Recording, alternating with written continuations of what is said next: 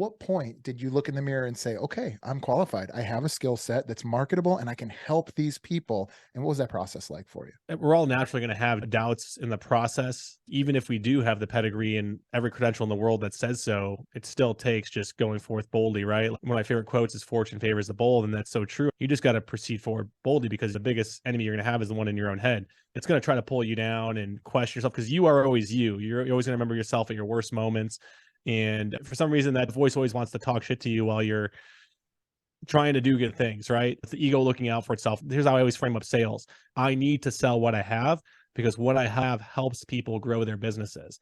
And at the end of the day, if I don't do a good job of conveying that value and converting that person into a client where they can go and use my stuff, then I did not serve them the best possible way.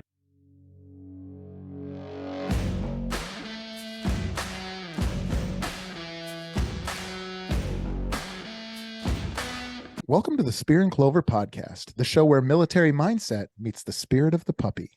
I'm your host, Jason Skisick, the entrepreneurial evangelist, and each week I bring you the stories of visionaries who see the world as it could be and can't help but take action.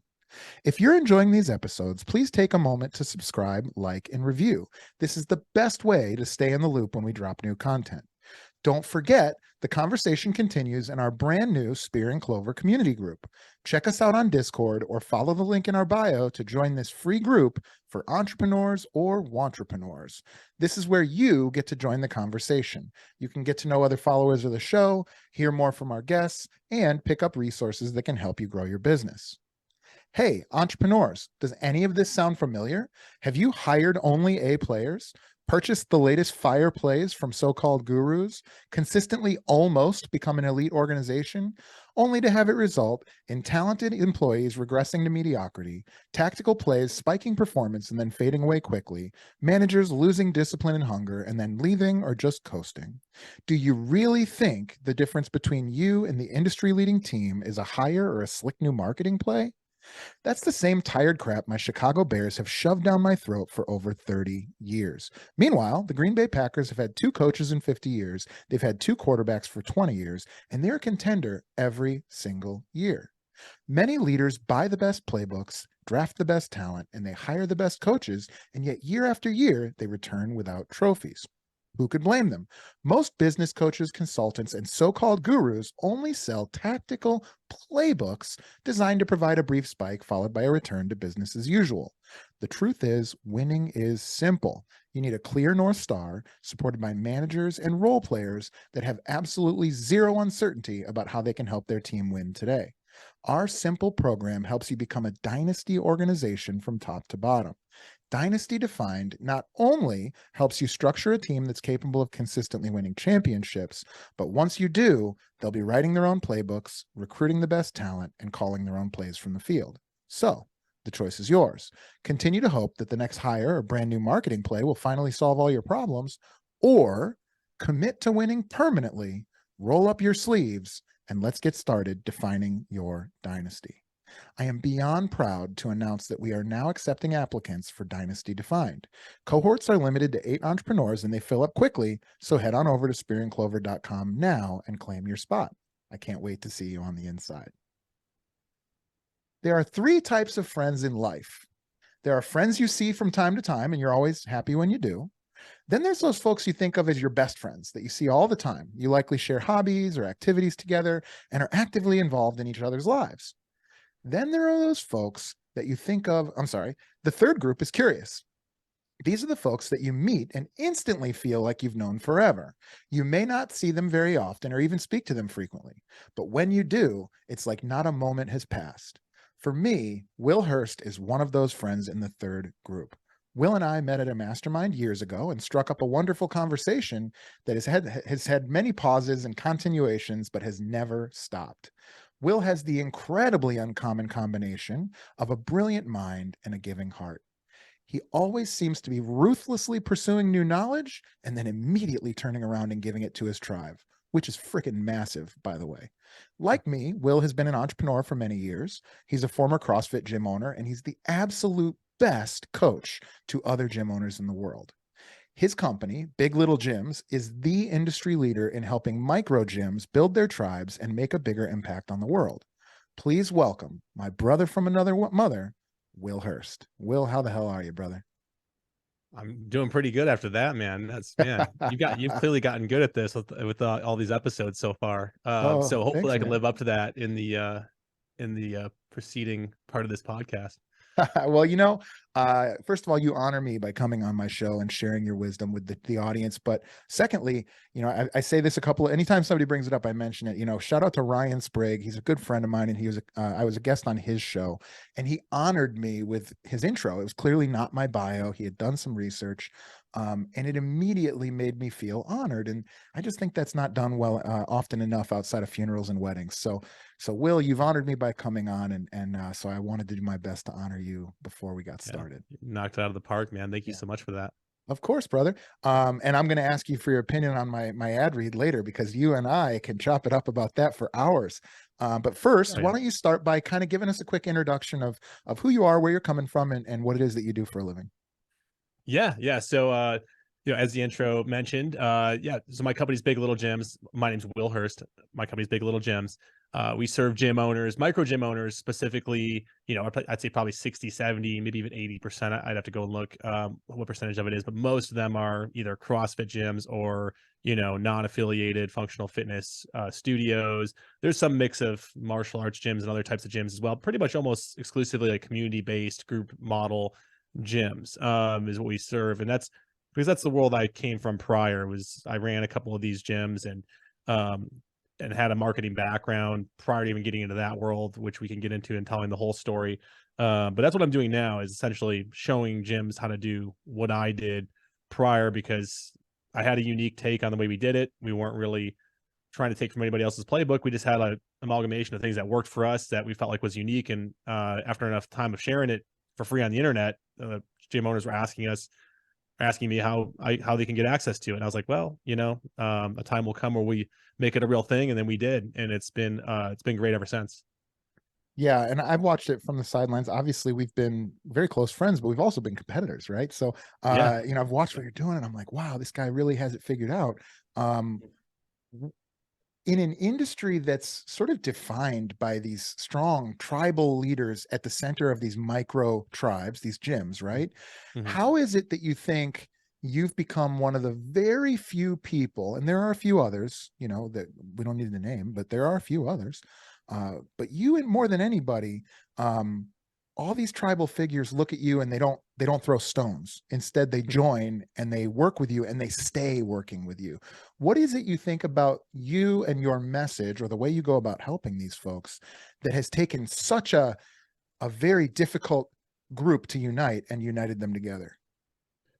Yeah, that's a really, really good question. And when I think about it, over the evolution of it, over the last 4 years of officially doing it, at first I would say it wasn't that way, right? At first, it was, oh, hey, here's another guy getting into the space, another coach trying to coach coaches, right? Yeah. Essentially, right? Which is a joke in the, the coaching industry, or in the guru / marketing industry, or coach that coaches coaches that coach coaches, or whatever. But as I was in that space, entering that space, naturally there was the first few guys that kind of threw stones, that, because when I was in the, say, Facebook groups where all the knowledge was being shared and all the discussion was going on, I was just another peer, right? So when I went to go elevate, naturally there are people in those communities that tried to pull me back down, and say, who are you to say this, that, and the other thing? So, I had to just thicken my skin up and just continue to, do what I know how to do, knowing that it would work and be of value to people, and that my advice would be powerful and it would connect with people. And there are definitely moments of like doubt early on. I mean, there's still moments of doubt now. It's funny, as a, we could call a micro influencer, which, real influencers, I shouldn't say real, because micro influencers are influencers too, but bigger influencers, the reason why bigger influencers get the endorsement of likes, comments, and shares on their stuff is because it's cool to like, comment, and share on their stuff, right? So like, if you're a Tom Bilyeu, everybody wants to be the first one to comment on their stuff, because they know their friends are going to see that they commented first. It's like, oh, I saw Tom's stuff first, right? When you're a micro influencer, it's like the opposite. Like, you don't really get the vanity metrics, right? And so even 4 years in, I'll publish stuff that I feel like is really, really valuable, really, really, really helpful. And I don't ever see the reciprocity in the form of vanity metrics. But I'll tell you where I do see the reciprocity, and that's on the sales calls. It's on the discovery calls that people actually sign up and get on. And then on those calls, those people are telling me, hey, man, I've been following your stuff for a couple of years now. I've had people get on calls and speak to me like I'm some sort of celebrity. Like, man, I mean, this is so great that you're here. I can't believe you're the one taking the call, as if I'm like some really important influencer, which in their minds I am because they've been following for a while. So it was just trusting in that process earlier of just give, and just trust in the advice and knowledge I was dispensing, and not let those people that were naysayers and that wanted to try to pull someone down, have their way with me, and just kind of just proceed forward. Yeah, that's super interesting. There's this ethic I think that a lot of gym owners hold, which is basically like I'm a gritty person, guy or gal, and I'm gonna solve these problems my own way. Um, Mhm. but there is a moment that they share with you. And that moment was when they decided to go from being someone who enjoyed fitness, who had changed their lives through fitness, and decided to say, you know what, I love this so much. I'm going to take another step up that pyramid, like you mentioned, and I'm going to send myself to, I'm going to be a person that's going to stand there at a gym and I'm going to say, this is how we're going to do it. I'm going to guide it. And so when you decided to make that step, was that challenging for you? And what was where do you get off, Will? Like where did you what brought you to the level? Because I've struggled with this and it's a question I've asked other folks like us. Um, Sure. at what point did you look in the mirror and say, okay, I'm qualified. I have a skill set that's marketable and I can help these people. And what was that process like for you? Yeah, I mean, I mean, we're all naturally going to have doubts in the process, and like even if we do have the pedigree and like every credential in the world that says so, like it still takes just going forth boldly, right? Like one of my favorite quotes is "Fortune favors the bold," and that's so true. And that like you just got to proceed forward boldly because the biggest enemy you're going to have is the one in your own head, and it's gonna try to pull you down and question yourself because you are always you. You're always gonna remember yourself at your worst moments, and for some reason that just always that voice always wants to talk shit to you while you're trying to do good things, right? And Yeah. it's fine. It's it's the ego looking out for itself or whatever, right? It's just proceeding forward, knowing that like that you can get things across to people that are going to help them, and that what you're selling is going to provide a multiplier on the value over above what you're charging, right? So whatever you charge for the product, if you know it can get your client a 5x return, then I look at it like this.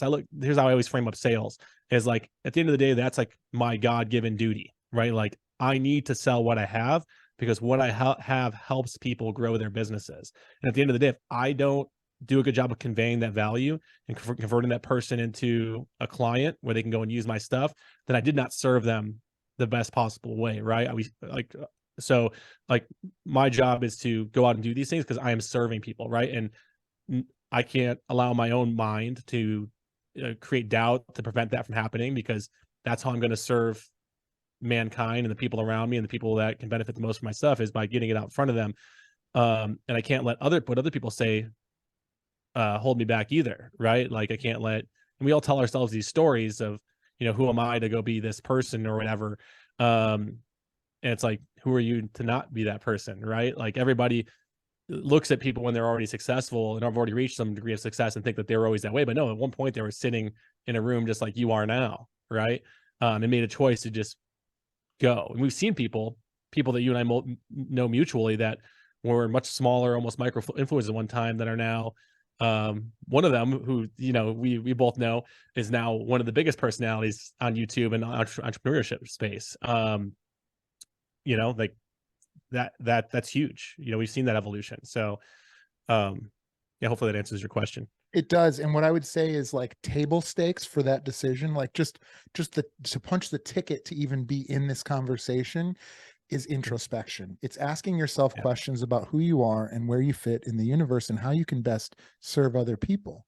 And it's Yeah. interesting to me that the most successful people that I've spoken to all have that in common for the most part.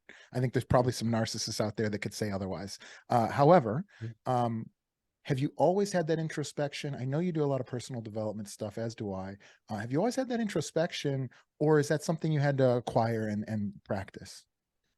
I think I've always had it, to be honest with you. It's Yeah. really weird, man. Like from a really young age, as a really young kid, before I even knew what that was, I used to have this feeling Like, and maybe my mom, which, me and my mom, we have an interesting relationship, and I'm like the oldest, you just to paint the picture in the quickest sense possible. I'm the oldest of six, and all my brothers and sisters and I are all from like different dads pretty much. So pretty crazy upbringing if you just imagine what that's like, different men coming and going. And it was just wild, right? But the one thing my mom did do from a pretty young age, I can remember that may have forged this, either that or I just had it naturally, was just always telling me that I was destined for some sort of greatness, right? That I had something to give. And I remember like weird little things, and it could have just been coincidences, but in my mind it just reinforced the belief. Like I would walk across, I remember walking from like my neighborhood to like this grocery store that I used to walk to all the time, just go get candy when I was like 9, 10, 11, 12 years old. Just go to the whatever the wall, it wasn't a Walmart, it might have been a Target or something, but I would walk past this big empty parking lot, and there'd be a light flickering, like lights flicker, parking lot lights flicker and all that. Mm-hmm. And I could almost like look at it and tell it to turn on and stop flickering, and it would do it, right?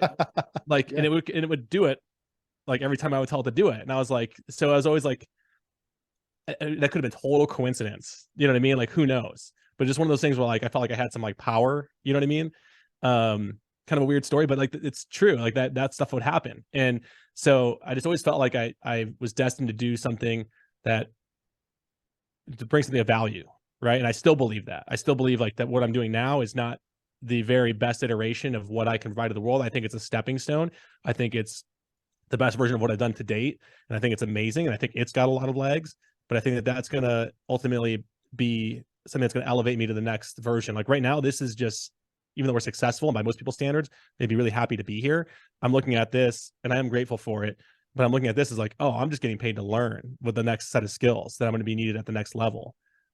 Which is, I think that's something that is shared amongst the most successful people, right? Like whatever it is they're doing, they're going to knock that out of the park, but it's really just another stepping stone to the bigger thing, right? And I read something recently that's something about like that a lot of your most successful people have that kind of story in their head. Like they have something in their head, and it may just be pure ego, or it might just be pure narcissism. I don't know what it is, but just some belief, just some like inner belief that like they are here to do something that I'm not going to say that other people aren't destined to give, because I think everybody's given some sort of gift to provide to the world, and sometimes it just looks different, right? But some of us are the chosen few in a way that are here to really make shifts, right?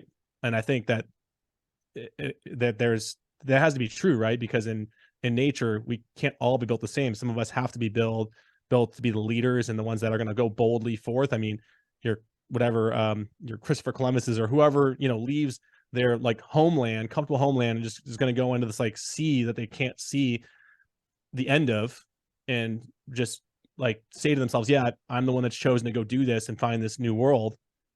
Like those people are clearly wired differently than people that maybe are just are their engineers, or maybe are people that are working more implementer roles or whatever, which the world needs too. We're all part of a bigger puzzle, right? So it's like you can either step into that greatness or you can deny it.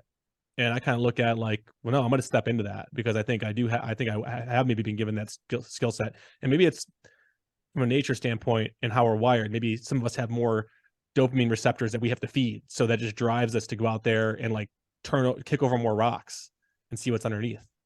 Yeah, I mean, you talk about greatness, and I think that that's a word that, especially just American culture, is like we all love great people, but when we know somebody who evokes that word about themselves, I think it makes us a little uncomfortable. But I will Mm-hmm. say this: when I look at a barbell, I know if I can pick it up or not. Mm-hmm. And if I know I can pick it up and I choose not to, I'm doing myself a disservice, and I'm in the metaphor doing the world a disservice. And so there is such a thing. Listen, firemen are the people I think of that I look up to the most. The world needs firemen.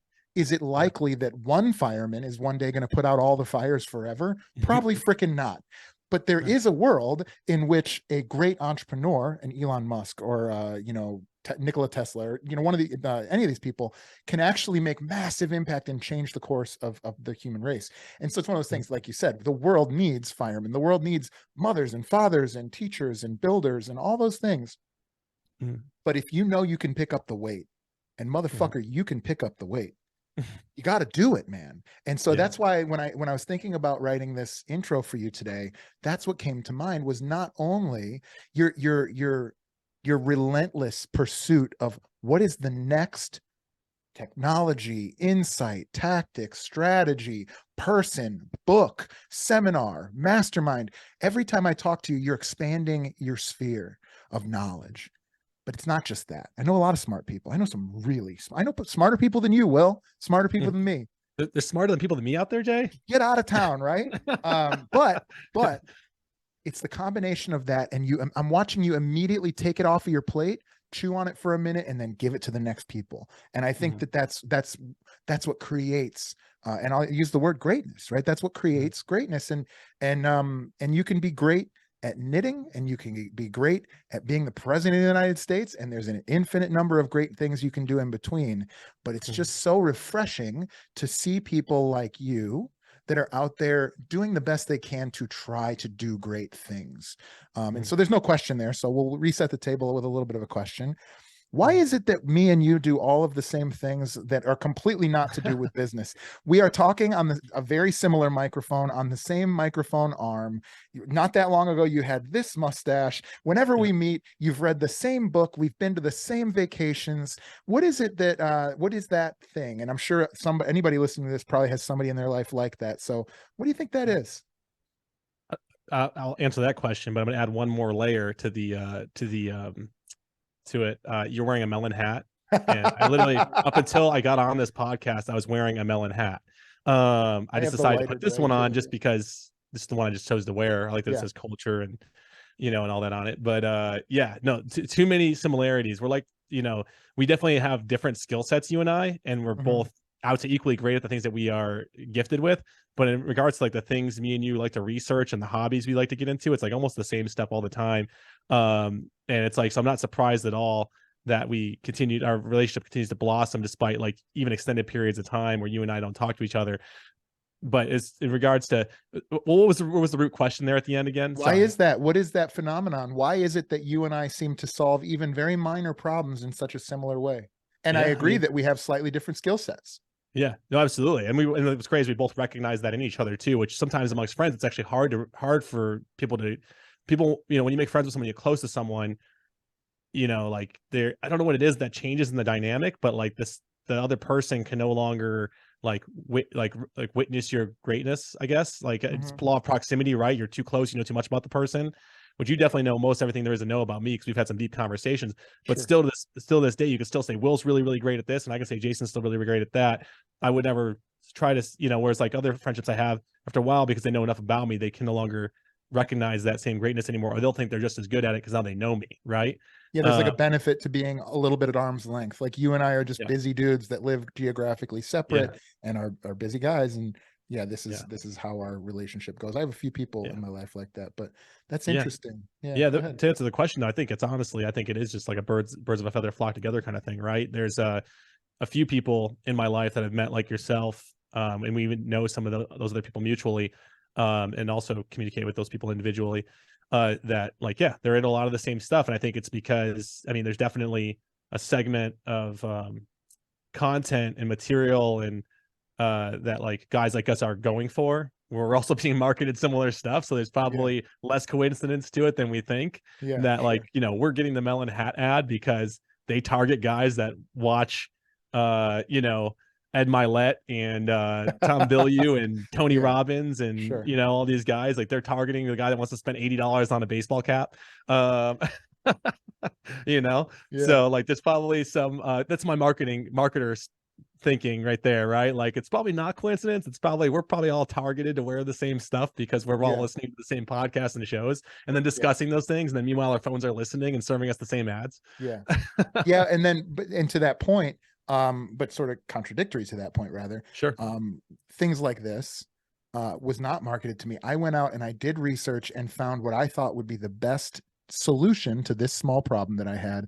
And again, like for the listener at home, I actually don't care if you listen to this or not, because I'm having such a good time talking about it. But we solve the same problems even without the advertising in such a similar way. You know, we every time we get together, and I think part of it is the distance, but every time we get together, it's like little personal choices that are so similar.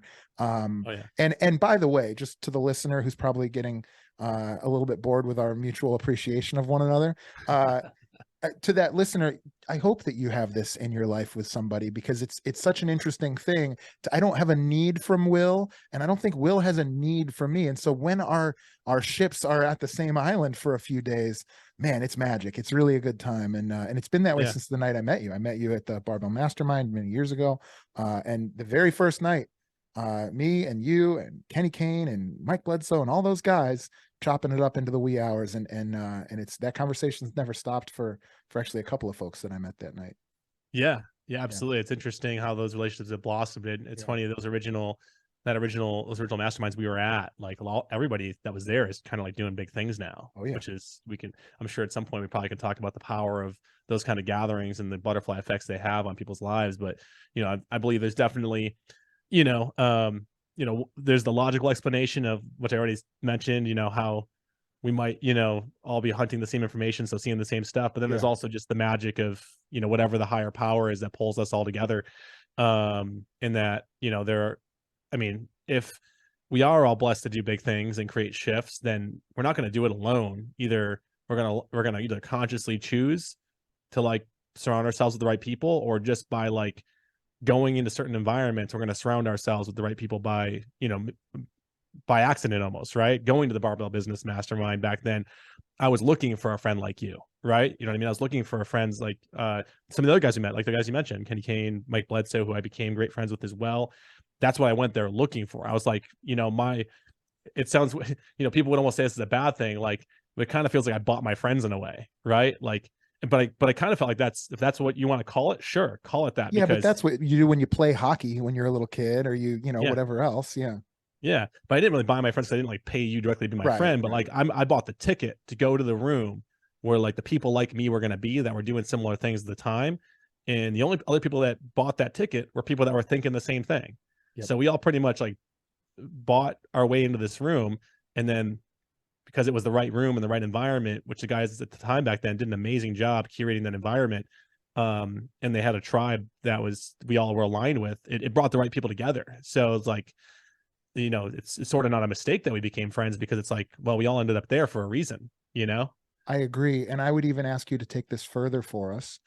Since that day, you've been in increasingly exclusive rooms with increasingly more financially and personally successful people. Talk to us a little bit about the role that personal development, that masterminding, that mentorship and menteeship has played in your life. Oh, it's been immense. I mean, that's uncorked, untold hundreds of thousands of dollars at this point. Even that Barbell Business Mastermind, that it started there. There were little seeds planted back then. Meeting you shared some information with me a couple years later that like, and my gym was already successful, but then I saw you starting to take off with some stuff, and you started sharing with me a little bit what you were doing. And so I was able to add like another layer onto my gym that leveled the gym up to another height. And it's because we were, there's a standard we set for each other that like we as friends, we're going to share what's working. And you definitely led from the front on that, because you've always been quicker. I've always been someone that's like, I keep too much close to the chest. I'm not trying to withhold it from anybody, but I just don't think to share it as proactively.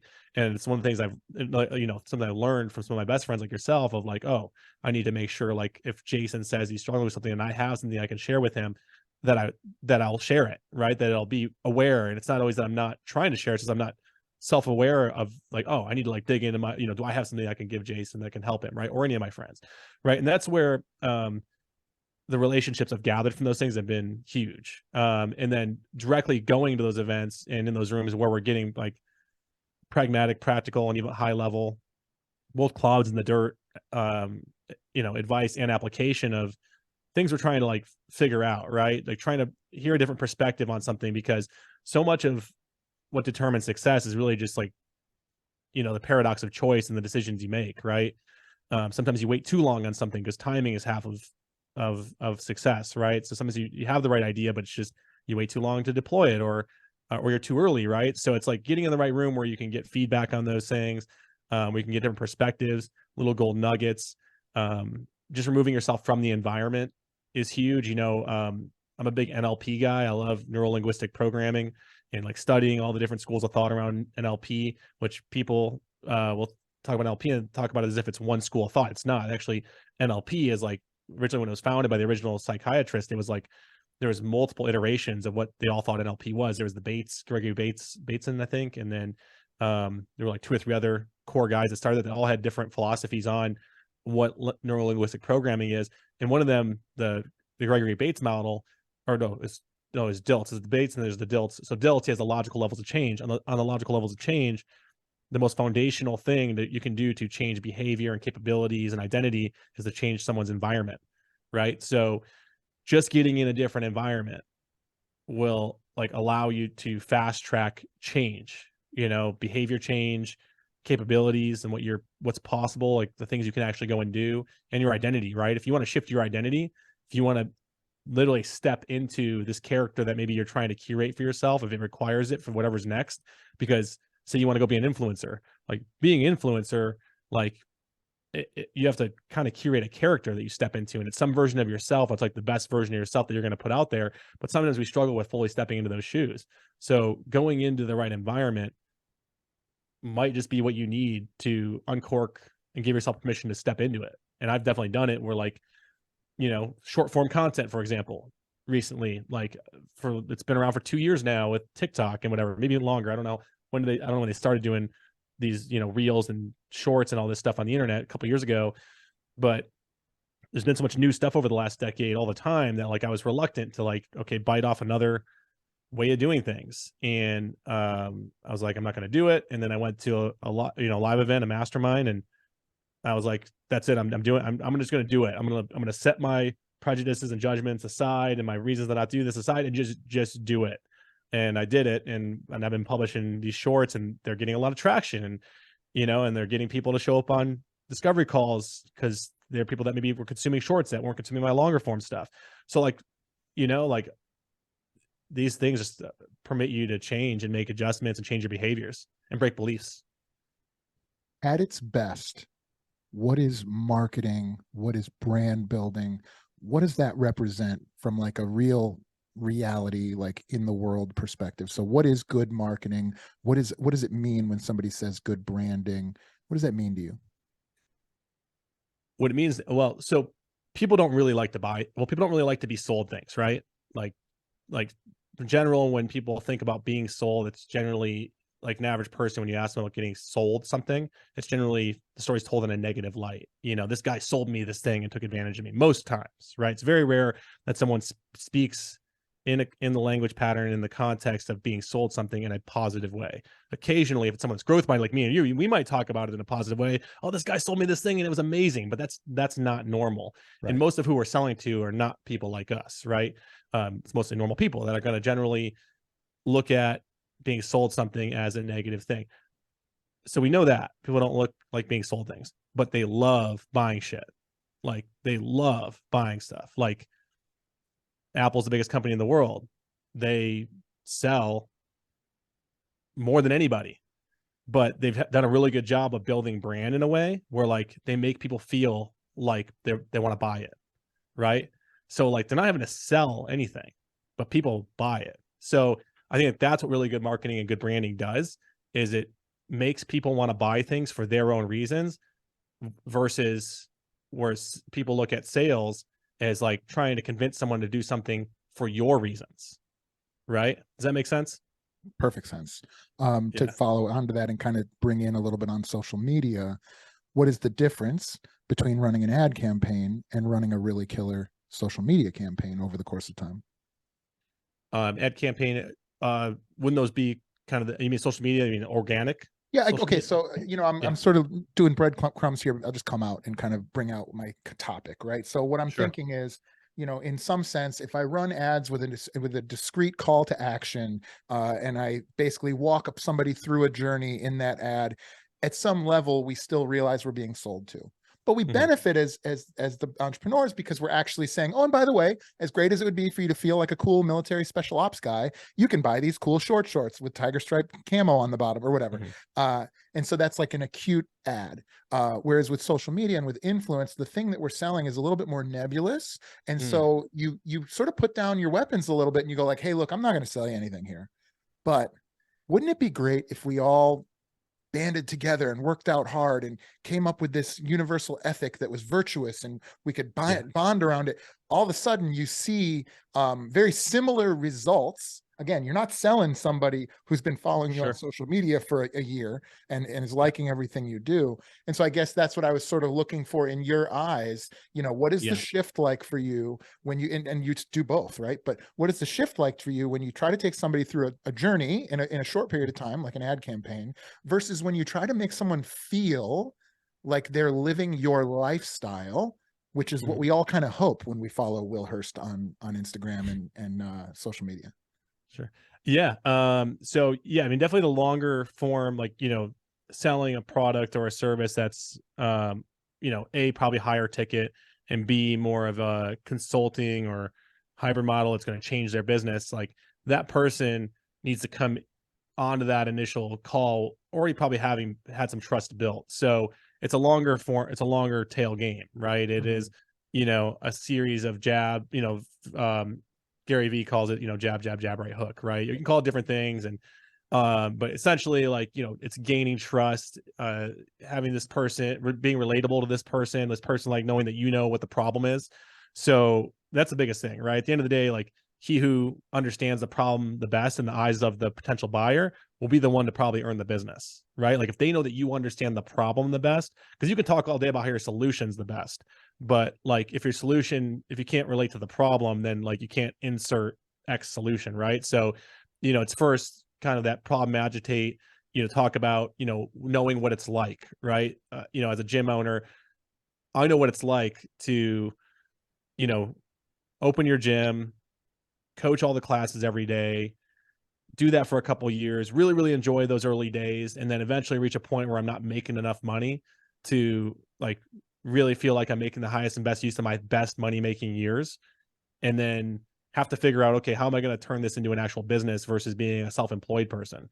Mm-hmm. Because if I'm having to show up every day to run this business, I don't really have a business. I'm actually self-employed, which is actually like a worse position to be in than being employed, because I don't even really get benefits. I don't even really get benefits. I have to pay all my insurance. Unemployment benefits aren't very good if you weren't even paying yourself, because what are they gonna pay you based off of if you report you didn't make anything?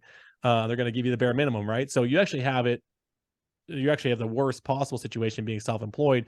Ideally, we want to get you to a business owner position. So when I talk about that, and I go on about that for, in every piece of content, and the person's like, man, this guy's almost like he knows what my life is like and what I'm thinking about. When they get on to talk about the product with me, it's not a sale. Like I said, they just feel like buying, because once I show them, like, how these things do that and how it helps take them from self-employed to business owner, they're like, okay, yeah, let's do this. I really want to do this. It sounds good, and then obviously including the logical parts of, like, why spending X amount of money will result in X amount of return, breaking that down logically for them. And so you appeal to them emotionally, which is how everybody makes their decisions. And then you appeal to them logically, which is how everybody justifies their decisions. Right. And so, that's more Yeah, or less how and you tee it up. yeah, and if I'm hearing you correctly, I can sort of zoom out again, and I could say there's like a continuum of, like, there's the guy on the street selling you a fake Rolex inside of a jacket. That's like, this moment, I can lie to you, I can be inauthentic, but if it's shiny and the price is right, maybe you buy it. Right. Then, like, in Yeah. the middle, there is like, I'm running an ad, which means like I have an LLC and there's an address maybe listed somewhere, and I'm going to take you through a journey. I'm going to provide you a little bit of, like, value, and then support it with some tactics, and then you purchase, and then there's still a sale there. But then but you have to be somewhat authentic. But in order for social media, in what we do, I'm not talking about Insta famous people that are doing a different thing, but to do what we do, which is to sell a product or coaching or some sort of thing, in order to build a social media platform on that, it's almost like authenticity is table stakes. It's the thing you have to have in order to have any traction at all. Oh um yeah. yeah, go ahead. Oh yeah. I was gonna say, yeah, I mean, that's Yeah, what you're alluding to there definitely is a big part of it, being genuine and being authentic. And I think it started for me when I started this business, Big Little Gyms. I said, this time around, I'm going to be the most honest and truest, the most Yeah. authentic version of myself. Yeah. Whereas in past businesses, I wouldn't say that that definitely didn't try to do that. I just didn't intentionally lead with that. So like where I would give concessions in that regard in running prior businesses is like, if when I went to the gyms, if a client was like, I'm leaving and, cause you raised the rates, I might back down because I'm not really being, I had I been the most genuine, authentic version of myself, I would have been straight up with that person and been like, that's fine. That's okay. If you don't see the value in staying, then clearly we're not a good fit, best of luck to you. Right. And I definitely made those mistakes, in my prior businesses. I own two different gyms. So I learned a lot going into the second one where I didn't make those mistakes, but the early one, with every iteration of business I've been in, even my businesses prior to my gyms, like you make a lot of mistakes and a lot of it's because you're being like authentic to yourself. And, and also I'll say like having been in a lot of different iterations of business, the unconscious decision making with business has gotten really good to where like I don't have to think as consciously about some things that some people that are big decisions for some people. And so I can trust my gut a little bit more.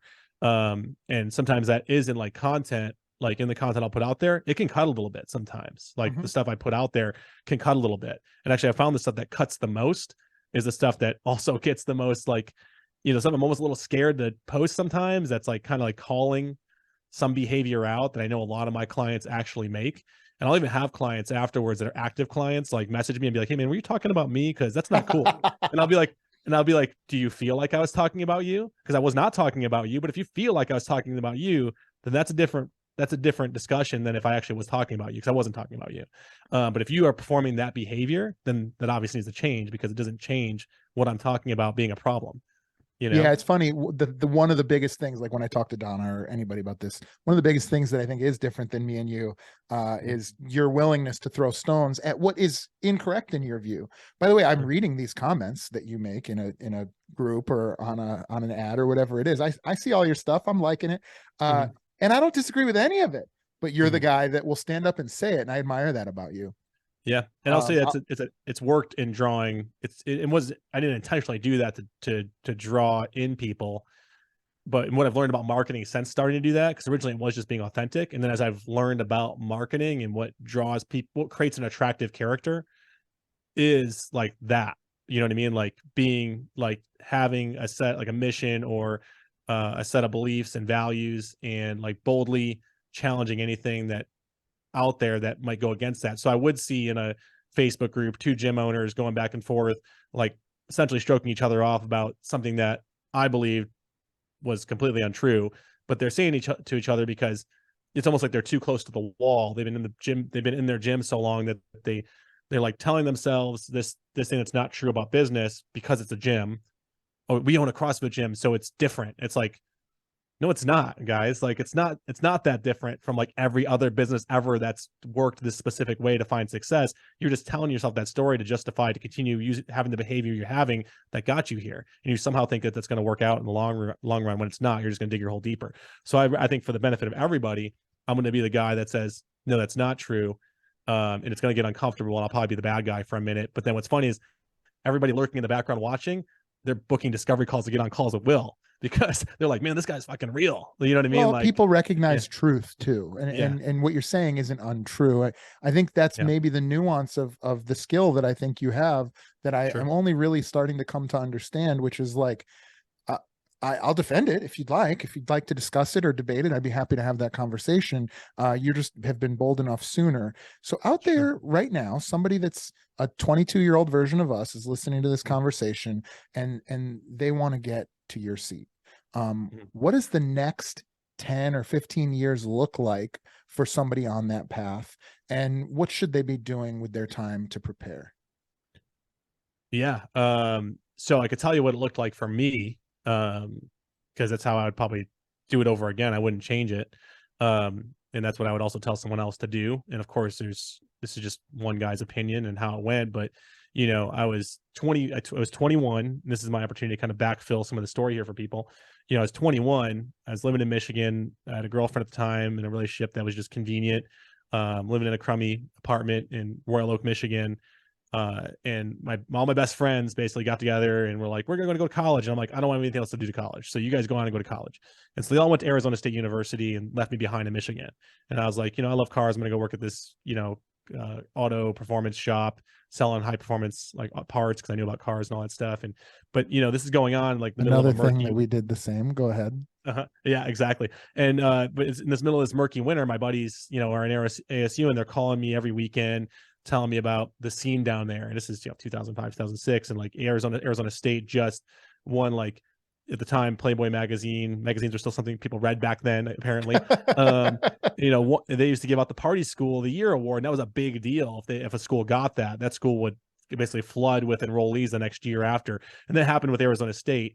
And naturally with that, like that's where all the pretty girls were too, like all the pretty girls were like there.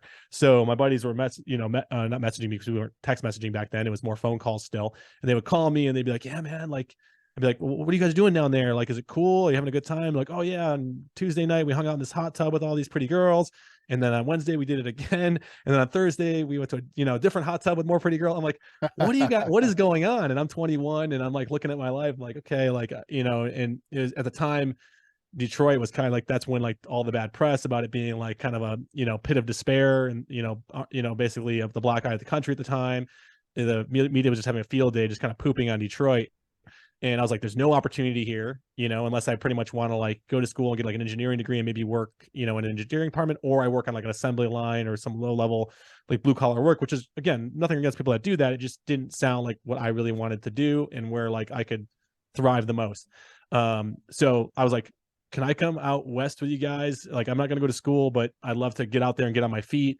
Can I come sleep on the couch? So I saved like $1,000 up to my name that summer or that next summer working at this job, enough to like drive west, get there and sleep on the couch for a couple months. And so I did that. And when I got there, that's where the beginning of this advice would start, is like, I just started saying yes to things. Right. So like, as I ran out of cash and was like, I need to go get a job, I walk out the door and there's a newspaper sitting there with the classified ad on the back of it up. And at the time, that's still how you found a job. So, and it said on it, like, hiring salesman, Henry Brown Buick Pontiac GMC, which is a very reputable dealership here in Arizona, probably it was the biggest brand for a while. He's actually one of the top 10 Chevy dealerships in the world for like a decade. It was like all dealerships in Detroit and then a dealership in Arizona, and that was Henry Brown's dealership. And I didn't know this, but I said yes to that ad. I walked in the door and learned all this, that this guy he sold the big dealership, his non-compete just ended, and he was going to get back into it again. And so he bought the crummiest dealership that was available for sale on the crummiest street in town here in Mesa, Arizona. And his goal was to take this Buick Pontiac GMC dealership to be the number one Buick Pontiac GMC dealership in the world, which we did for, there was a couple of months where we actually hit that when I was on the team. And I happened to be, the first hire of this new wave of salesmen he was hiring that were basically coming in to shift the culture of this business he bought, because he had bought the business and inherited all these kind of like stereotypical like car salesman. Like if you would have watched like a movie on like car salesman from like the 80s, like that was the scene I was walking into, was like these guys that were all in like their 50s and 60s that were kind of like washed up from their careers, kind of semi-retired, just chain smoking out in front of the dealership, just trying to rip everybody's heads off in regards to sales and like not really taking care of people. And he's like, no, he's like, I'm hiring you because we're going to replace all these guys and we want to bring in young, energetic guys that take care of people and build this brand up locally. And we did that. I actually became like the third ranked salesman for General Motors, like in the entire Western half of the United States by the end of the second year, because they pretty much were just like, Will, we want to make sure, don't let a single one of these guys get in front of a customer. It's your job to get in front of customers. So saying yes to that, newspaper sitting on the doorstep when I walked out ended up being a big deal for me, because I ended up making more money by the second year of selling cars at this dealership than any of my friends probably make now that I moved west to go to school with. Go to school, you know what I mean? Like, so, that's what I did there. And then when the recession hit a couple of years later, that book of business was starting to kind of die down. And I was like, I want to go into business for myself. And that's why I took the leap there and got in, opened my landscaping company here in the Phoenix Valley. We grew that to like $5 million a year within like 4 years. When I went multi-state with it, when I was in California, opening our California branch. And feel free to tell me to pause at any point if you need clarification, because I'm just going here, and I'll just go with the story if I don't get interrupted. So, Okay. So then, while I'm there, I find CrossFit because I'm like, my wife starts getting in shape. She starts, doing like figure competitions and all this stuff. And my wife is in way better shape than I am because I'm just working on my business. And she's like, you probably really like this CrossFit thing. And at first I was like, cross training thing. That's what the weirdos in the corner of the Globo gym do. I'm not doing that. I didn't know what CrossFit was. I thought cross training was the same thing. And it wasn't, it was different. And so I was like, I'll go check it out. So I go check it out. I walk into a CrossFit gym. I have an amazing time, meet a bunch of friends, get in amazing shape. And then a couple years later, I'm like, I'd love to open one of these up. I have a buddy that reaches out to me and says, yeah, I want to move west and open up one of these gyms. Just as I'm thinking about doing it. And I'm like, yes, let's do it, Eric. Like, let's go. So it's like, he moves out, we do that. It's like all these things just cascade into one. There was never like really a clear, like hard stop in between any of them. They're almost all like opportunities came about, and it was just saying like, yeah, yes, let's go lean into that, and just staying active, staying busy. It's kind of like in marketing, they say the more offers you make, the more money you almost always make, right? Like businesses that make more offers make more money. I think in like entrepreneurship, I think the more active you are as an entrepreneur and doing things, the more likelihood is you're going to hit some home runs, right? So it's just swinging the bat, taking as many at bats as you can. Whereas like when I see a lot of young guys, they ruminate on one thing, they hang up on an idea, they spend a bunch of time on like trying to figure out how they're going to fulfill on it. They're like, I'm going to build the perfect business, right? So they go and build all the fulfillment systems, they go and get educated on this thing. In fact, you see it with gym owners, right? Where they're like, you'll get all the credentials, they're going to be the best coach in the world. And I'm like, yeah, but you need clients. Yeah. Like before you can coach people, you need to acquire clients, right? So like the skills of getting good at business encompass all parts of business: sales, marketing, fulfillment, operations, and finance. Those are the five parts of business, five facets of business, essentially 5 pillars, if you will. And a lot of people will just ruminate, they'll hang up on a really good idea, and they'll never really figure out the sales side of things. So the way I look at it is like, if you're firing lots of shots and you're trying to sell a lot of different things, which is what I was trying to do when I first got into entrepreneurship, because I started the landscaping company, but the thing I left out is I actually had like 37 other businesses I tried to start, like from like age 23 to 25. I had an Amazon e-commerce store that did probably a couple $100,000 a year. I was selling bootleg shirts and DVDs. I actually got blacklisted by Amazon for that because I didn't really realize like how illegal that was. But at the time I would just go on like eBay and look at like completed listings and see what a Sopranos DVD set was selling for, and it'd be $55, right? So I'd go on a site called DHgate, which is where you could like get drop ship basically stuff from China. You really can't do this anymore because everybody does it now, but back then it was a wide open market for drop shipping. I'm probably one of the OG drop shippers that like, everybody tries to be now. But I remember I would buy the DVD set for $7 and I'd order 200 of them, and then I'd just go and list them all for $40 on eBay and Amazon, and they'd sell like hotcakes. I just sell a bunch of those. That was one little thing I did, right? So I learned about like selling stuff online, right? And then my turf company, that business turned into like 5 businesses because we were selling like we would build putting greens, and we started buying so much product that we were selling like the putting green, like the cups, the holes that you'd put in a backyard. We were selling those at wholesale, the flags. We even got into manufacturing some of our own products that went along with like putting green installation.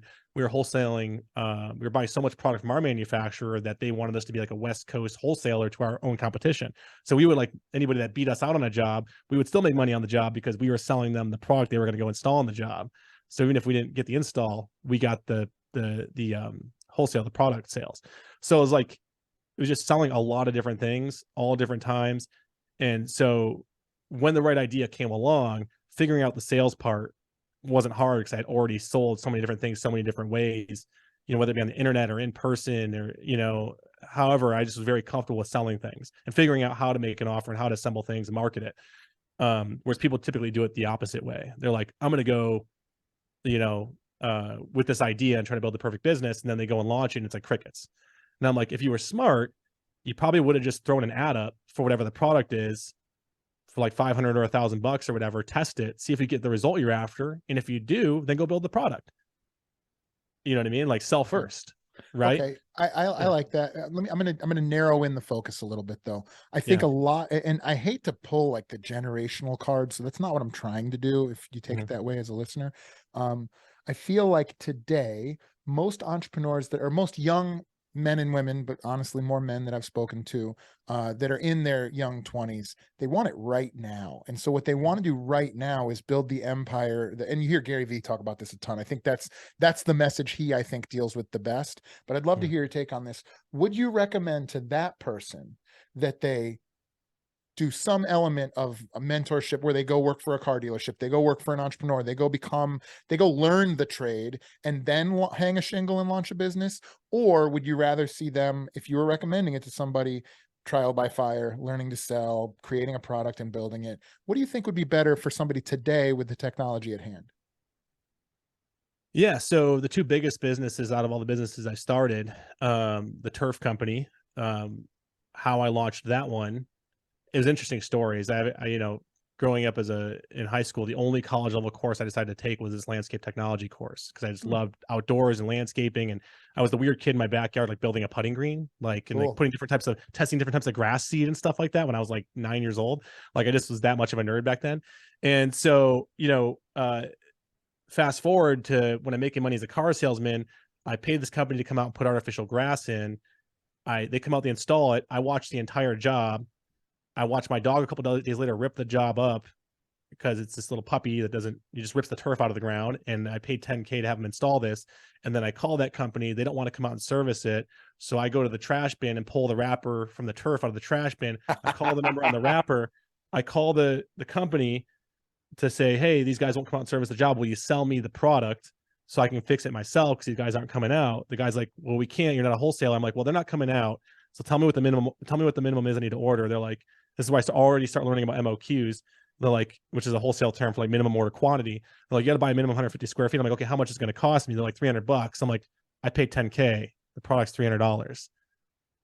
Pretty big margin.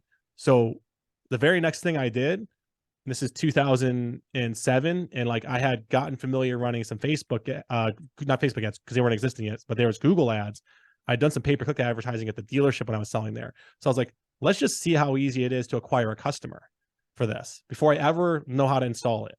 So I took like $300. I threw some ads up on Google AdWords, and within like 3 hours, I had a lead.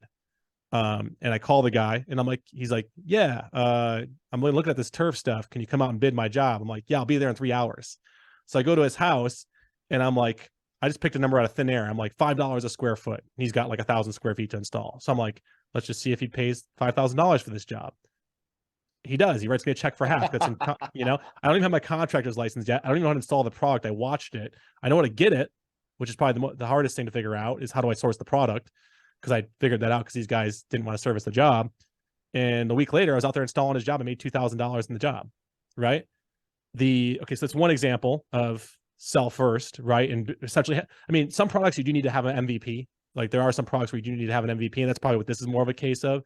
When I went to go launch BLG, I did build like a little bit of like a course and like some material prior, but I largely knew it was going to change anyway. So I didn't get too crazy with it. I pretty much told the first 6 clients that I threw an offer out at. I made a post one day after getting asked enough people for help. I was like, okay, I'm opening up a program. First 6 people, we're going to do a beta. And I just told them, like, we're going to build the plane as we fly it. Like, I have all the knowledge. Some of it's pre-built. I probably had 30 people I took sales calls with to fill those 6 spots, and most of them wouldn't sign up because they were like, oh, you don't have this built yet? I'm like, yeah, we're going to build it together over the next 6 weeks. Like, you're a beta. You're getting essentially a really fair rate to start with me. Versus what I'm going to charge full price for this product down the road. And we're going to build all the material out as we fly it. Right. Sold those 6 people. And then, here we are 4 years later with 450 gems. Right. It all started with just getting it running. Some people are different. I'm sure there's people out there that they just can't sell unless they have a product built. But like for me, like I know I'm going to be able to fulfill, and I know I'm going to deliver. I don't need to necessarily sit down and build out the entire like perfect course before I even know if it's perfect, right? Because once the client comes in, and this happened with the beta group at BLG, once the clients came in, I started talking to them.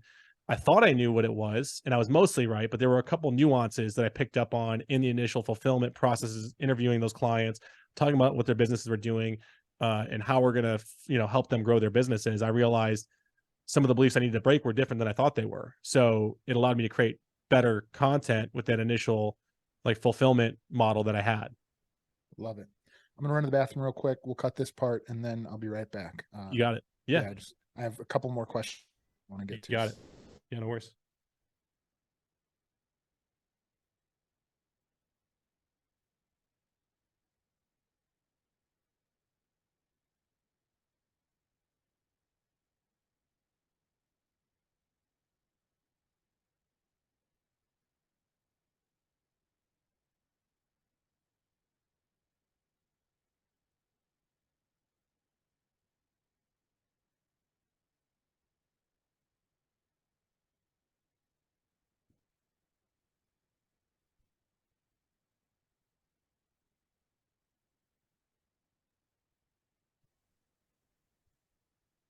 All right, ready to dive back in? Yes, sir. So that thing where you go out to the garbage can and look at the label, you've told me 10 stories like that. It just hit me while you were talking. Yeah. You've told me 10 stories about you going like, huh, here's an observable issue, or I'm being underserved, or there's a need. And then you just go like, I'll actually Google the thing and look at the, the details of it, and then I'll just do it. And it's so funny because I think there's some connective tissue for us there, but your that I think might be one of your superpowers, because I can definitely see that. And I won't say any of the other examples, but almost every time I talk to you, there's some version of that story I've heard. Thank you. I would definitely say like, yeah, hacking. I'd call that probably hacking, like the ability to hack something, to like know that there's layers to this and to figure out how to get behind those layers or pull back the veil on something. I would definitely say that almost everybody that knows me says that to me, that there's like, because it's hard to say something like that about yourself, because everybody thinks they're so resourceful, right? Like we all think we're the most resourceful people, but when all your friends and everybody who knows you is like, yeah, you're really, really resourceful in that regard. Like, you're like, okay. And I believe that because it is like what's opened up opportunities for me where I'm like, oh, like you said, opening the trash can, pulling out that label, calling on that. And then like most people, that's where it would end. They'd get the product and install it and fix their job. For me, a light bulb went off, an opportunity light bulb went off. And I was like, oh. And the reason why I shared the bit about like the only, courses I took in college for college prep stuff was landscape, is because finding that product at that time aligned with this thought that maybe one day I'll open a landscaping company, but it'll be something kind of unique and different. And it was we were specifically niched down into artificial grass. Like that's all we did. If you wanted regular grass installed, we didn't do it. If you wanted trees installed, we didn't do it. But we were like the go-to company here in the Phoenix Valley, where drought tolerant landscapes are really, really in. But people still want green grass, especially if they move from a place like Chicago or Detroit or Ohio. They move here, which is a really common thing. They want green grass in their backyard, but they don't want to maintain a natural lawn in a place like this. So just product market fit, personality fit, interest fit. The light bulb went off, and I was like, let's go run with this. Let's see what happens. Right? It was just kicking over rocks, is like I like to say. If you're good at hacking, your friends tell you about it. If you're great at hacking, they give you a plaque with a gold record on it and you put it up on the wall. So a couple more questions for you. This that's pretty funny. This is a couple more questions. This is a longer episode for me, but man, I got you on. I want to get as much out of you as I can. Please. If you had the choice, would you rather you're successful either way. This isn't like super serious, but would you rather be a world famous speaker who speaks to different large audiences every single engagement, however often that is, or would you rather not be as well known but have a large tribe of people who look to you for help? Man, that's a really tough one, because that's a question I actually ask myself, because I feel like I could do either, and I'm not fully one or the other yet, right? But I feel like whatever might be next, or whatever I evolve into, probably is going to be one of the other. I do really like, we put on live events over the last couple of years with Big Little Gyms, and I did that kind of to live out vicariously what I watched so many people that I look up to do by going to big, large events. And I've sat in the audience and seen guys speak and like move the room, and everybody taking notes, and you can just see like the energy that creates. I'm like, man, I would love to do that. A lot of people don't want to do that. That's pretty scary to get up on a stage, but like, I feel like that's something I like to do. And we put on some live events to kind of live out small versions of that. Also as a way to provide for our clients, but I'm also getting practice, right? Because there'll be bigger stages. So my long way of answering that question of like, yeah, I would love to get up and speak. I feel like there's something to give there. Okay.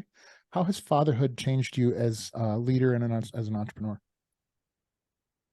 It's immensely, hugely. I mean, it's the latest version of Will. Like I like was like to say, there's like 4 versions of Will, like Mhm. software upgrades. You know what I mean? Like Yeah, yeah. iOS is like every one's a little bit different, and then there's the iOS 14.1. 14, I talk about myself that way. I was like, I'm on like Will version 4.5 right now. Cool. Where I know there's probably another coming main upgrade eventually, but the current version, that iteration definitely was kind of forced into play in a good way when I say forced by having children, because we didn't plan for them. So it wasn't like, a lot of people have the luxury of planning. We actually planned that because we got married like 12 years ago, but then tabled that when we started making money and travel in the world. And then, you know, a few years ago, my daughter decided to come about whether we liked it or not, even though we had just prior decided maybe we won't have kids. Yeah. So she came about, and man, that shook my world up. I still really can't talk about my daughter without getting emotional, like Mm. welling up, like even just thinking about how much that's changed my life. And then same with my son, especially as they're getting into those really, really rewarding years for a dad of like 4 or 5 years old. Because when they're an infant, I mean, it's great. We unconditionally love our kids, and they look, we can see some little bits of ourselves in them when they're infants too. But for the most part, they care about mom. An infant does not care about dad, because an infant really only cares about itself, because it's pure ego, because it's necessary to survive. When you're Mhm. 1 year old and you can't defend yourself and you can't feed yourself and you can't wipe your own butt, it's largely the only person that they really care about is mom, because she can provide all those things. Dad can help out, but you can't breastfeed the child, right? So you're largely kind of on the sidelines just trying to help out, right? And do what you can to make life easier for mom, right? And you're not really getting a lot of reciprocity other than the thank yous you get from your wife. You really want it from your child. You're like, man, when are they gonna play with me? Like when are we gonna get the roll on the floor, right? Yeah, yeah. And that's like 3, 4, 5. Like you're like, and it just keeps getting better every day.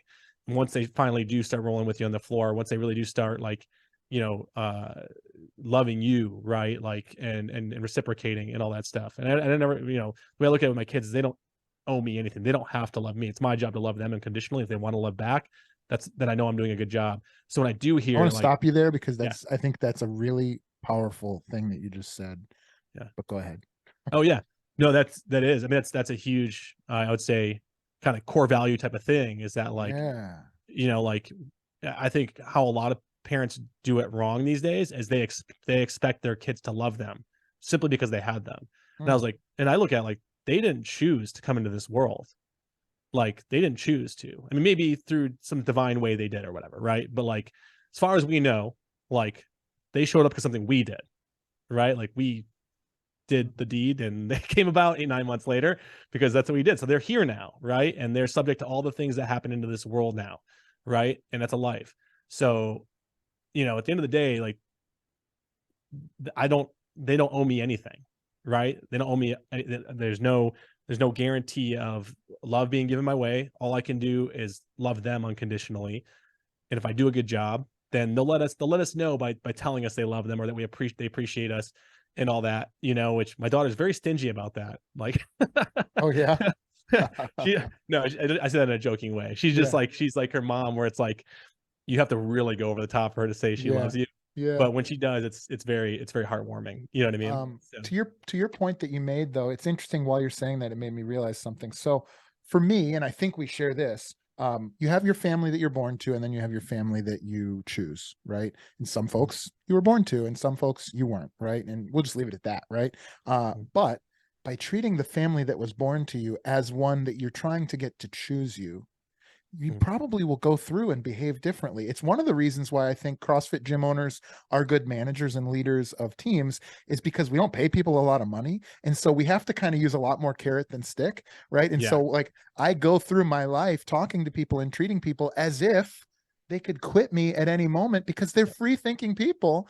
And I just yeah, love, I've never in my life considered zooming that lens onto my own family, but I think that's a yeah, valuable and like powerful notion, man. yeah. I think that's the wow moment for me today. Go ahead. Yeah, I was actually at Funnel Hacking Live. These guys, their event recently, that Garrett J. White speak there, and that guy's really prolific. People love him or hate him, but he had said something that was pretty touching for me. Is like just like he's like, I don't get on my knees for anybody except for a couple things. He's like God, my wife, and my kids. Like those are the things I get on my knees for. I even get emotional thinking about it. But like it's true. Like I don't bend the knee to really anything. right? Like not really like if I get fed up with my work, I'll change it, right? If I get fed up with my friends, I'll change it. If I get fed Yep. up with my environment, I'll change it. But for my kids, that's where it's the opposite. Like that's where I'll serve, right? Mhm. Because the other things are there to serve me, right? My environment, my work, my friends, I obviously want to serve them too, but it's more mutual, I get it's it. more Yeah. it's more mutual.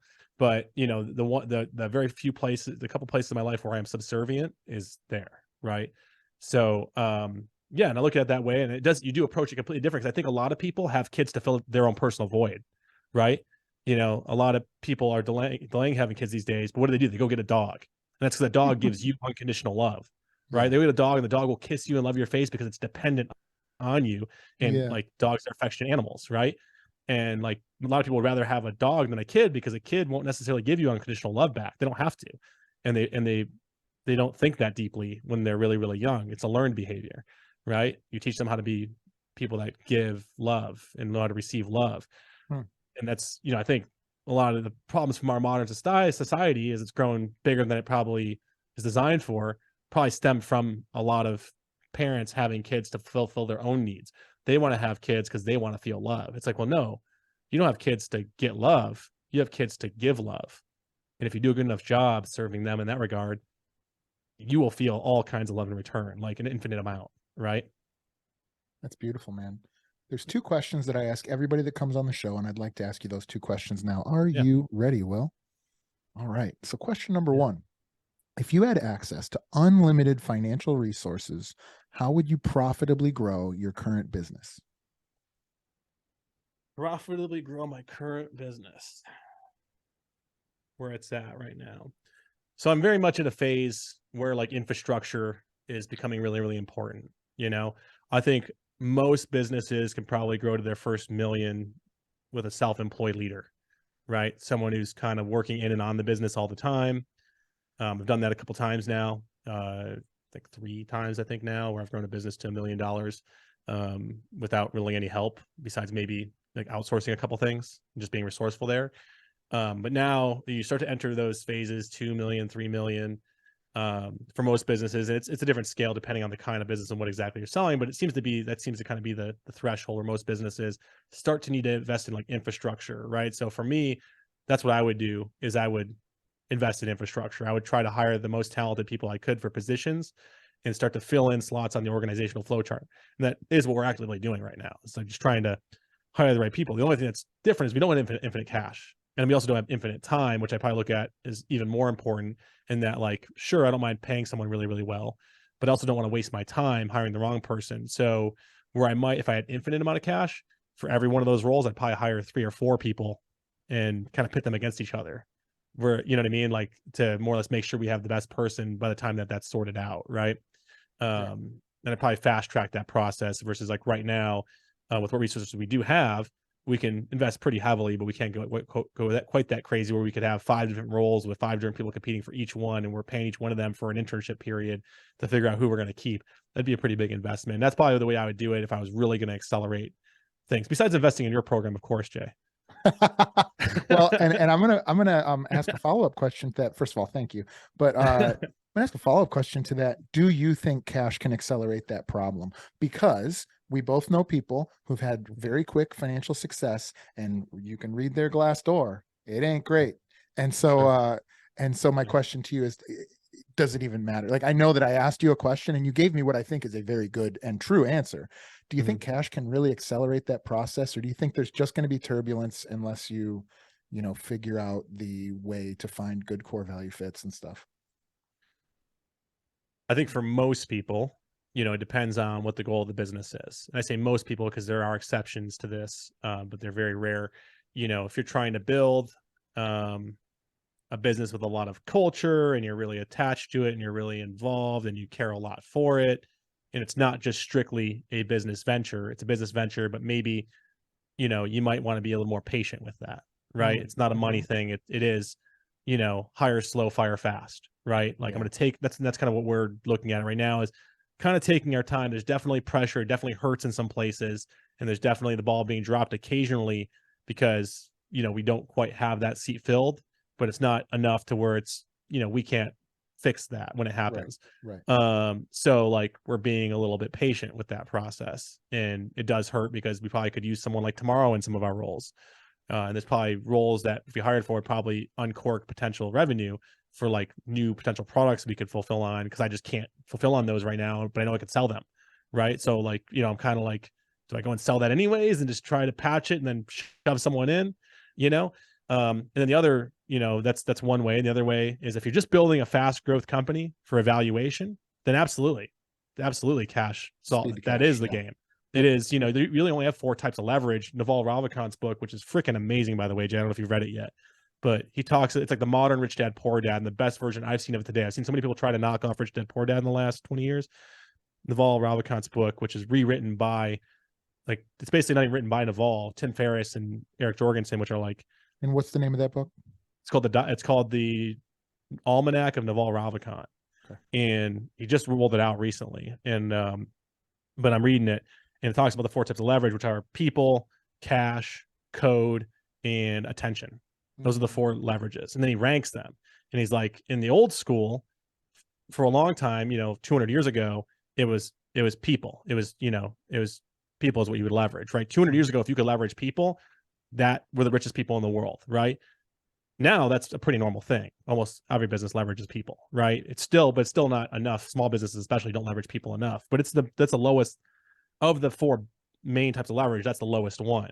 Next is capital, cash, right? So leveraging cash, right? Like real estate people do this, business flippers do this, angel investors do this, all this stuff. And then there's the 2 modern ones, which is what I love about this new book, is it's a modern version that weren't really a thing 50 or 100 years ago, and that's code and attention. Both of those scale with no nominal increase in cost, right? Whereas capital generally costs more, because the more money you borrow, the more you have to risk, right? Cash, whatever it is, if I'm going to go buy a house for $1 million, I still got to put $100,000 down to get the other million, right? Or the other 900,000 to buy the house. So there is still some like scaling cost of acquiring more capital. And then people, of course, people cost money, right? So it's incremental cost that rises, versus like code can do the same thing over and over again, no matter what you do, right? Like you can hit copy paste, another account, another client, boom, it runs, right? And attention literally sells, like a good YouTube channel, owning a media channel, for example. Like media companies right now are the most those dominate the top of the S&P 500. Facebook, I don't know if TikTok's on net, but all the most powerful companies right now are all media companies, social media in particular. And that's because that thing works 24/7, no matter what. And it's also code-based, so it runs no matter what, right? Yeah. So I don't know if I got off track with your main question. No, this is good. This is the longest I've taken between question and question 2, question 1 and question 2, but for good reason. And I want to add one thing to that. I was just doing a cost to acquire calculation the other day. I was running a model because I'm used to running ads, and I don't want to run any ads. I don't need to. I want to grow a tribe organically. And I know we're talking about inside baseball stuff a little bit, but I think it's valuable. And it just hit me, and I'm sure that many, many people that we all know and love have figured this out. But let's say I'm budgeting $5,000 a month for marketing and ads, and I figure out that my cost to acquire is X. If I want to double my new clients, I have to double my cost of marketing, right? Mm-hmm. But with attention, which is what you just hit, with having a social media channel, if I just improve my skill, better align my message, and slowly grow an audience that's bigger and bigger, that same, let's say it's $5,000 to have a social media manager and an automated this and a VA or whatever, and my time, that same $5,000 can be scaled infinitely just by being better and reaching more and more people more effectively. It's an immense leverage source that I think most people don't fully realize. And I certainly didn't realize it until like a week ago. And so I love that answer. Question number 2, Will, is if you had to give up every business that you've ever tried and start something totally new you've never done before, what do you think that might be? Ooh, another good one. New business I've never tried. I would love to open a pizza shop. I love that answer. Why would you want to open a pizza shop? So one of the, when I was like from like 15 years old to like 18 years old, I probably had like 20 different jobs. And the 2 I stuck the longest at were like pizza shops. Yeah, I love pizza. You grew up in Chicago, so you love pizza, and I love I worked at Chicago a for the pizza pizza. shop for several Yeah. years. Yeah. Yeah, and I had the most fun at the pizza shop. It almost like it had a little vibe and a little culture to it because both Yeah. the ones I worked for were like locally owned mom and pop ones, Yeah. and they cared a lot about their product when they were teaching me how to make the dough, and they were teaching me how to make the sauce. And even when I delivered for a while for both of them, like you, even if you were, and I wasn't actually, I think I was hired on as a delivery guy, but because I was kind of a get shit done person, then they recognized that they were like, "Hey, we need help making the dough. We need help making the pizzas. Like, you're not delivering right now, right? Okay, so come over here and help us." And whereas like a lot of the other delivery guys would just sit in the corner and they just let them sit there. For me, they'd be like, "No, no, come on, you're gonna help us out over here." And then I'd work the cash register and like meet the clients, and we're always buying. And it was always the same people all the time coming back to buy the pizza, right? They just love that particular place's pizza. And so it's like, I don't know, I think it'd be super cool to own a cool little business like that. Not because it's the most, fast growth or the highest margin. I think pizza shops actually make pretty good money. Most Yeah. of them. I don't know the last time I've seen a pizza joint go out of business. It's very rare. But it just seems like a really cool, fun little hobby business that would be great to have. Oh, what a great answer. Yeah. Will, this has been a terrific conversation, as I knew it would be. Yeah.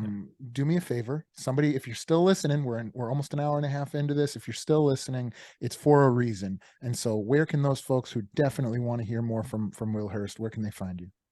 Yeah. So if you're in the gym space, you want to follow more of what I have to share there, which is probably more where I intentionally post social media content that's consumable and not just pictures of babies and kids. That'd be big little, at big little gyms on Instagram, TikTok. It's at gym marketing. I just got that one because that's a really good handle. Gym marketing at gym marketing. You can pretty much Google big little gyms and we'll pop up. If you want to follow what I'm doing there. If you want to follow me more personally, you can just, so Maverick Will on Instagram. Personally on Facebook, I'm still kind of really milking Facebook for what it's worth because it's kind of where I came up on. So if you follow me there personally, I'll accept your friend request and we can hang out online. Awesome. Will Hurst, thank you so much, brother. I appreciate having you on. If there's ever anything you want to promote or come on and talk about, we would love to have you back anytime. Yeah, my pleasure, man. Thanks for having me on. This was awesome, Jay. Of course.